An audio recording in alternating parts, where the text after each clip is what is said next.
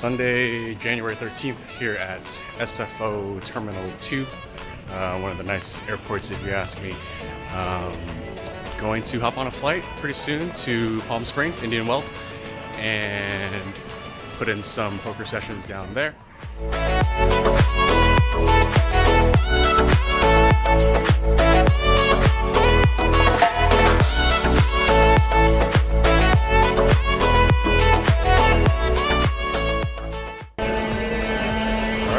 Safe arrival in Palm Springs. Gonna get checked in at the hotel, get settled in for a little bit, and then find the poker table.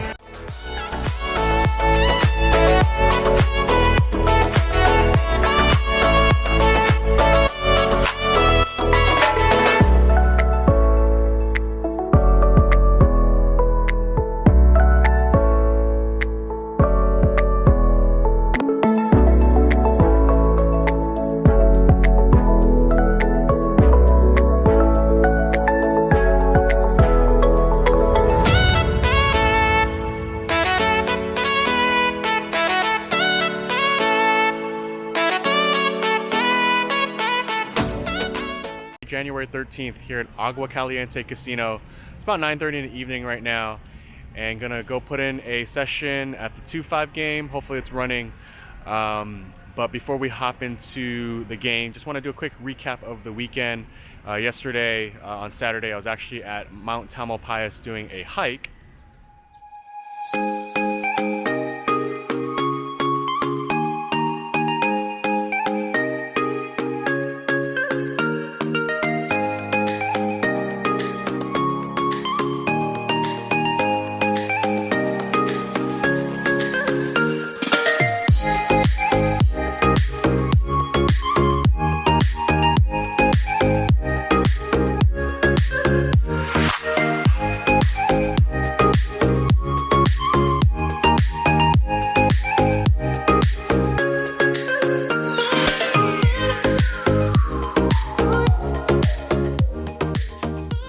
So yeah, hopped in on a plane this morning, arrived in roughly the early morning, got a little bit of rest, got some food at a restaurant called Eureka with some friends, really good food over there, and just kind of rested a little bit throughout the day, caught up on some sleep. Been somewhat sleep deprived lately.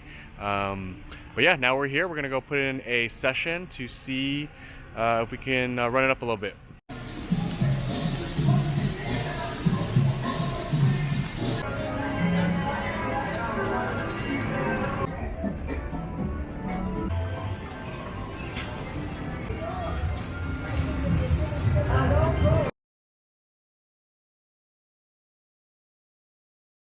Alright, so a slight bit of unfortunate turn of events at the poker table. Not so much from a losing perspective. I actually met a really cool vlog watcher. His name's Alan, and chatted up with him a little bit. We stepped out to the side to essentially do a quick little film session. Unfortunately, did not ask for proper permission before doing that, and spoke to the floor staff. Security management got involved and unfortunately had me delete the file that I had recorded with Alan. So a bit of a rookie mistake on my part, definitely disappointing. Shot a nice little bit of a conversation between Alan and myself, and yeah, I guess just lesson learned in terms of doing that type of thing, to definitely run it by proper approvals before doing that type of thing. But that being said, I do want to give a quick shout out to Alan. He's a really nice guy. He's a student out of Brazil originally, and he goes to CSU San Bernardino in his final year of college, and seems to be a crusher at the games as well. So shout out to you, Alan. I appreciate the kind support about the vlog. Continued success both on the tables and at school, and hopefully we run into each other again sometime in the future. All right, so it's 12:30 now. Nothing really interesting to report, unfortunately, on the poker side of things. Hopped into the 1-3 game, which is where I met Alan, and it was a fairly slow start to the session. Just played for about an hour, lost about $17, I believe. Then hopped into the 2-5 around 10:30, and the game just broke literally like an hour and a half later. So didn't really get too much play in there. I do have one interesting hand that happened. Middle position opened it up to $35, a rather large size raise pre-flop. Gets to us in the hijack, and I have ace queen of hearts, and I go ahead and put in a 3-bet to $105. Effective stack size is about 550 is what this player had, and he goes ahead and makes the call. The flop comes ace high with 2 diamonds. He checks it over to me, and I go ahead and bet $75. I down bet a little bit, looking to get some value against 9s, 10s, jacks, and he actually just goes all in for about 450. And I don't think too long. The way he played the hand, he, based on his like pretty large raise size pre-flop and jamming so quickly once I made the bet on the flop, leads me to believe that he probably has ace king here. I know it's a pretty narrow range to essentially just put him on one type of hand, but I can't see this type of player getting it all in on that type of flop with a flush draw. And so I just make an exploitative fold, a little bit of a tight fold, but I feel like he has ace king here pretty often, and so I just get away from this particular hand. So I'm wrapping up the quick 2-5 session in the game for $800, cashing out for exactly $690. So small $110 loss. So given that the 2-5 game broke fairly early on a Sunday night, I did inquire with the poker staff about if 2-5 runs on a Monday and Tuesday, and it sounds like it might be hit or miss. So gonna call in tomorrow and Tuesday to see if we can fit in another 2-5 session at this property. If not, we're gonna have to find another place to play, hopefully.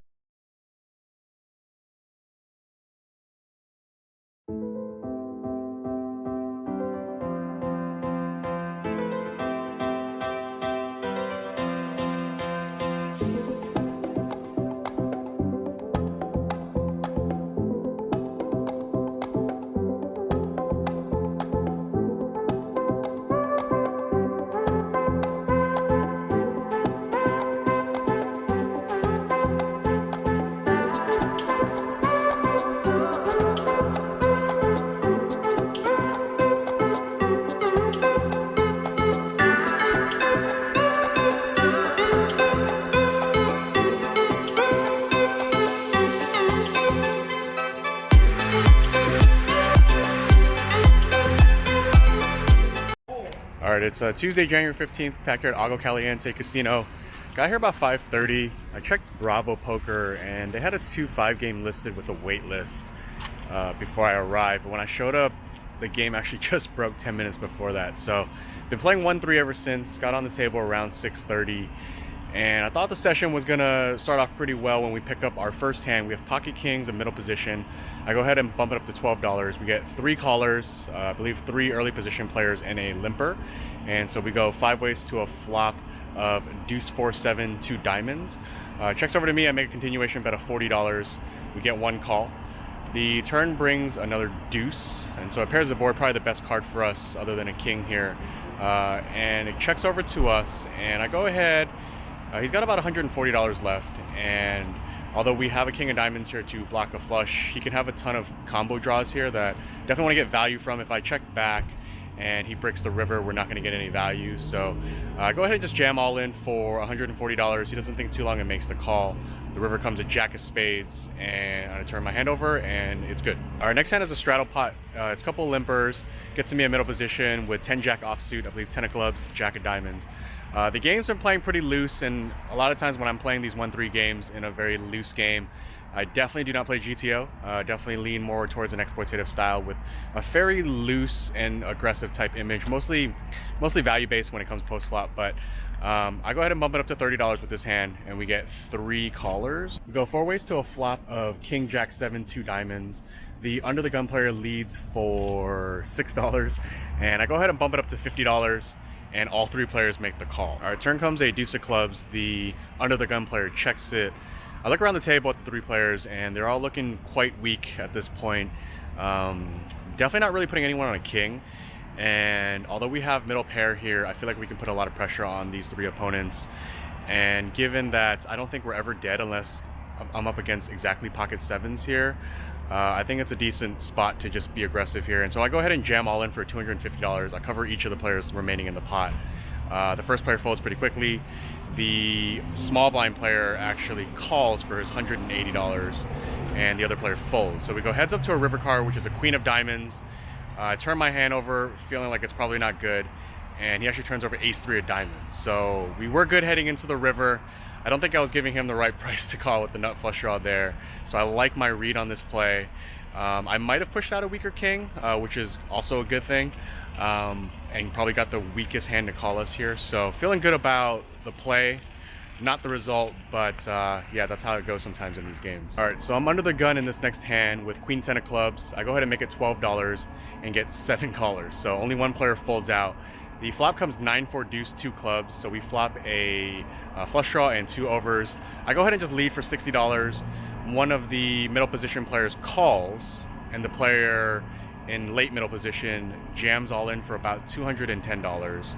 Folds back to me, and I just over jam here, seeing that this particular player has been playing very loose and was stuck quite a bit up to this point. So never going to be folding to this player, and with my particular hand having 2 overs, obviously occasionally we can be up against ace high flush draw, king high flush draw. But even in those situations, we still have some equity. And so I go ahead and jam over and cover this player, and the other player folds, and the turn comes a 8 of diamonds. So we pick up a gut shot to go with our flush draw and 2 overs, and the river comes a queen of diamonds. So we make top pair on the river, and this player shows 4 deuce offsuit and for a flop 2 pair and takes this pot down. So this game is definitely playing pretty crazy, and that's kind of how it goes sometimes in these, I think, 1-3 games when it's a fairly loose table and people are just essentially chasing hands with their cards. And so yeah, just gonna try to keep at it. Currently stuck around 300. Session isn't going super well, but the players are playing quite loose, so I feel like there could be some decent action to be had if I continue grinding it out. So I'm gonna head back for a little bit, see if we can run it back up. All right, they actually open up at 2-5, so we're gonna hop in there. But one more interesting hand to report at the 1-3 game. There's multiple limpers in this pot. I'm on the button with Jack 9 of clubs, and I bump it up to $22. Folds back to one of the limpers, and he makes the call. We get a pretty good flop here. We get a flop of king, queen, 10, 2 diamonds. So we go ahead and flop the second nut straight.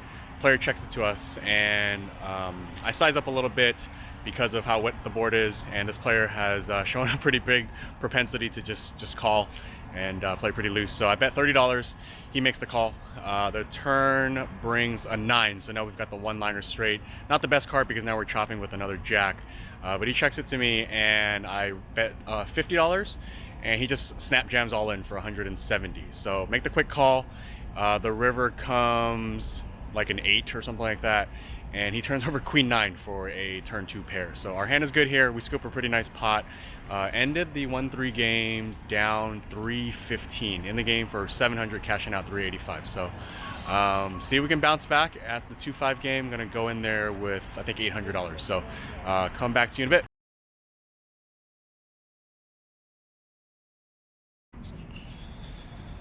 All right, closing out a session here at Agua Caliente.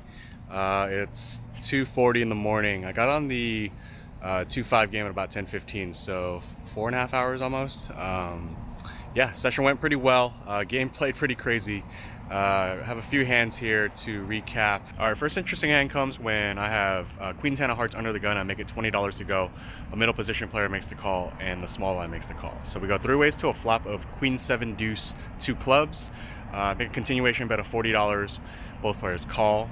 The turn comes a 9 of hearts. Doesn't change too much on the board, but given that there are 2 players that call and my kicker isn't exactly the strongest, I go ahead and check it for pot control after the small blind checks, and the middle position player actually puts out a bet of $60, and both of us make the call. The river comes a deuce of spades. We both check it to the middle position player again.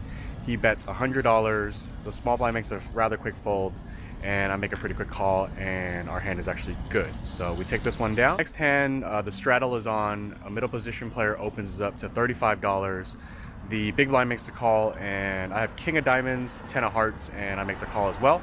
Flop comes king high, king, queen 7 with 2 diamonds. So a pretty good flop for our hand. We flop top pair with some backdoor flush draw and some straight draws. The big blind and I check it over to the middle position player. He bets $45. The big blind makes the call. I don't really see too much other than calling here, and so that's what we go ahead and do. The turn comes in 8 of clubs, and it checks through. The river brings a 6 of spades, and the big blind actually bets $80. I don't think too long, and I make the call. And the middle position player actually overcalls. The big blind turns over Queen Jack of Hearts. I turn over our King 10, and it's good. The middle position player, I saw him flash an ace, so he had to have ace queen there. So nice to take this one down as well. Our next interesting hand, middle position player, very good player, opens it up for $15, and only I call in the big blind with King Jack offsuit.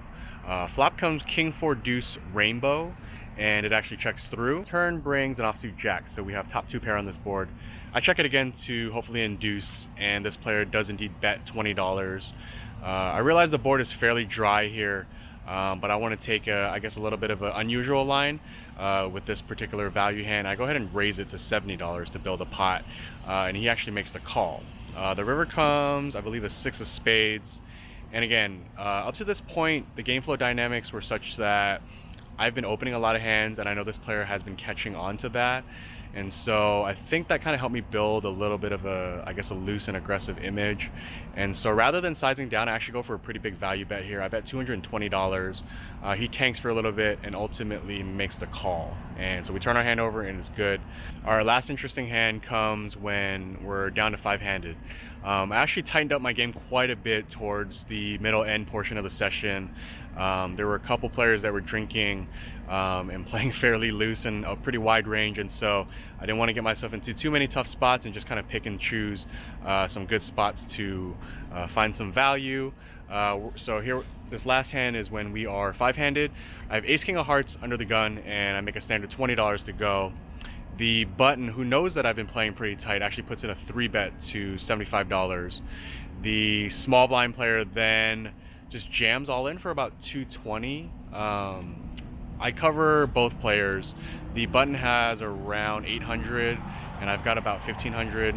And given that the small blind jammed all in, I kind of just want to isolate and take the pot down from there. And so I go ahead and rejam all in.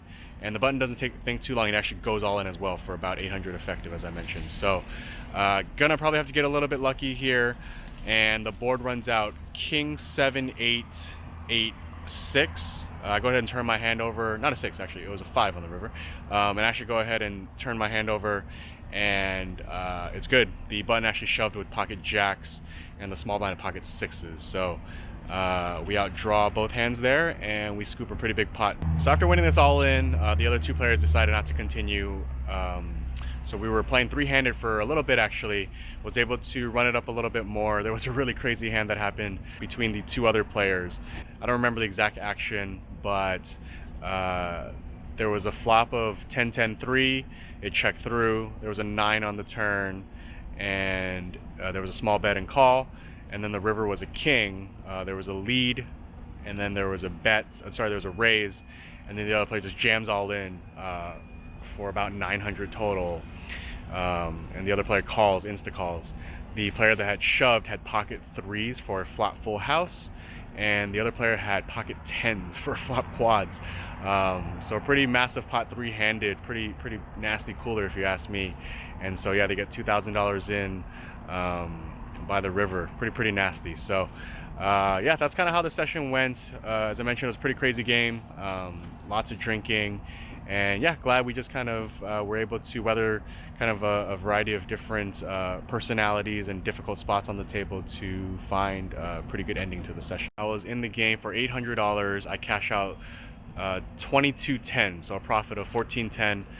Pretty good night's work. It was nice to definitely book a win after some fairly frustrating sessions lately. So definitely nice to get back in the black on this particular session. All right, in closing things out at Agua Caliente, I do want to make a quick shout out to Chuck. He's one of the floor men in the poker room. He's the one that I had the conversation with the other night regarding the filming matter. And you know, ultimately it wasn't his decision to make, it was security management, and Chuck handled the entire dialogue and conversation with me super classy and respectful. So I do want to give a shout out to Chuck. He's definitely a really good floor man. He runs a really clean game here, so if you ever come out to this property, make sure to look for him. He's a good guy. The plan is going to be to head over to Thunder Valley in a few days. If for whatever reason I don't decide to go up there, I will definitely be in Vegas towards the end of the month. So definitely we'll see you all soon from either Lincoln, Sacramento, California area, or from Las Vegas. So as always, thanks for watching, and I'll see you all in the next one.